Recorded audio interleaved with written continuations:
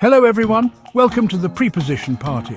Today we'll explore the prepositions in, on, next to, under and between.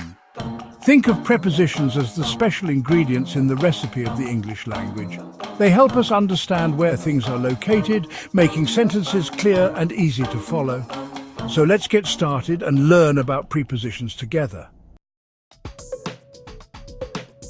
Let's start with the word in. In means being inside something, like being in a box. Think of a cat that sees a cardboard box. The cat wants to get in the box. Now, the cat is in the box. See how that works? Or think about a basketball game. You put the basketball in the hoop. Swish! That's another example of in. Use in when something is enclosed or surrounded. It's like being in on a secret, but instead of gossip, it's about location. Let's talk about the preposition on. On means something is resting on the surface of another object. For example, think of a book on a table. Imagine you're in a cozy room, enjoying your favorite coffee, and you see a book lying there. It's your favorite novel, resting on the wooden surface. The book is on the table, not in it, not under it, but on it. This preposition helps us understand where things are in relation to each other. You wouldn't say the book is in the table, right? That would be confusing. Imagine trying to explain that to someone. They'd be shaking their head in disbelief. These small details in language make our communication clear and effective. The book is on the table. Simple as that. Or picture yourself pointing at the book, making it clear to everyone around you. The book is on the table and there's no room for misunderstanding. Imagine you're at the beach enjoying the sun. The waves are gently crashing and the sun is shining brightly. You lay down your beach towel and stretch out, feeling the warmth of the sun on your skin. You're lying on the sand, feeling the warmth on your skin. The grains of sand are beneath you, and the sun's rays are touching your face. This is a perfect example of being on something, in this case, the sand. On is useful when something is touching the surface of something else. Whether it's placing an object on a table or putting a hat on a hat rack, the preposition on helps us describe these actions accurately. It's like being on a game show, but instead of winning prizes, you're mastering grammar. Every time you use on correctly, you're making your communication clearer and more precise. So next time you describe something, remember the power of on and how it helps us understand the world around us. Welcome to section 4, titled Next to My Partner in Crime. In this part, we'll learn about the preposition next to and how it helps us describe the position of one thing in relation to another. It's a simple but important concept in our daily conversations.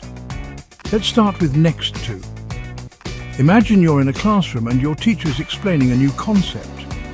You might be sitting next to your best friend, sharing notes and helping each other understand the lesson better. Next to means being beside something, like two peas in a pod. Think about how closely they sit together in the pod, always side by side. It's a perfect example of what next to means. On the game show Family Feud, families stand next to each other. Each family member is right beside another, ready to support and cheer them on. This is a great visual of the concept.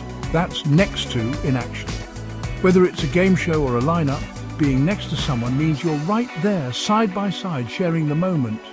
The blue team is next to the red team, see? It's all about being close enough to interact or support each other. Or imagine you're at a concert and your favorite band is playing. The energy is electric and you're having the time of your life. You're standing next to your best friend, singing your heart out. The music, the crowd, and the shared experience make it unforgettable. Next to is your go-to preposition when something is right beside something else. It's about closeness and connection, whether it's people, objects, or even ideas. It's like being next in line for something exciting, but instead of waiting, you're mastering English. So remember, next to is all about being right there side by side, ready to take on the world together. Welcome to section 5 under the Mystery Zone. Get ready, everyone, because now we're going to learn about under. Under means being below something, like a child hiding under the bed. For example, the toy is under the bed. Let's hope Mum doesn't find it. Or imagine it's a rainy day and you want to stay dry. You would stand under a big, sturdy umbrella. Under is used when something is positioned below something else. It's like finding a hidden treasure. But instead of gold, you're learning about grammar. Welcome to section 6. Today we're learning about the preposition between. Let's call this section Stuck in the Middle with You. Between is a small word, but it's very important. It helps us describe where things are, how they relate to each other, and even how we feel. Think about how often you use between every day without even noticing. It's everywhere. Between is all about being in the middle of two or more things. It could be people, objects, or even ideas. Between helps us understand the space that separates and connects things. It's like the glue that holds things together while keeping them apart. Think of a yummy sandwich with all the tasty ingredients between two slices of bread. The bread is important, but it's what's between them that makes the sandwich special. Without the filling, it's just plain bread. The magic happens in the middle. The ham is between the cheese and the lettuce. Each ingredient has its place, and between helps us understand that placement. It's not just about food, it's about being clear and precise when we talk. Now that's a tasty preposition. Or think about this. Imagine you're at a concert and you're standing between two of your favorite bands.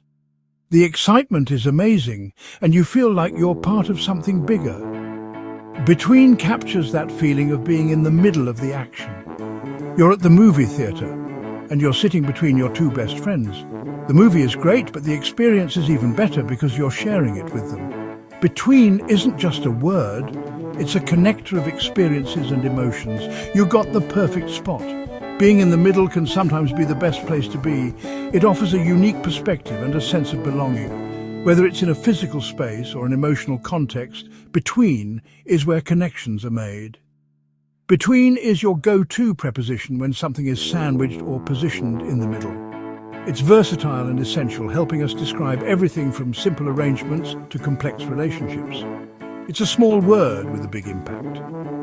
It's like being the center of attention. But instead of all eyes on you, it's all about understanding prepositions. So next time you use between, remember its power to connect, separate, and define. It's more than just a word. It's a bridge in our language. Welcome to the final section, preposition wrap-up. We've covered a lot today. Let's review the prepositions we've learned. In, on, next to, under, and between. These small words are very important in English. Remember, in means inside, on means on top, next to means beside, under means underneath, and between means in the middle. Now I want to hear from you. Share your funniest preposition stories in the comments below, and don't forget to like, share and subscribe for more grammar lessons. See you in the next video.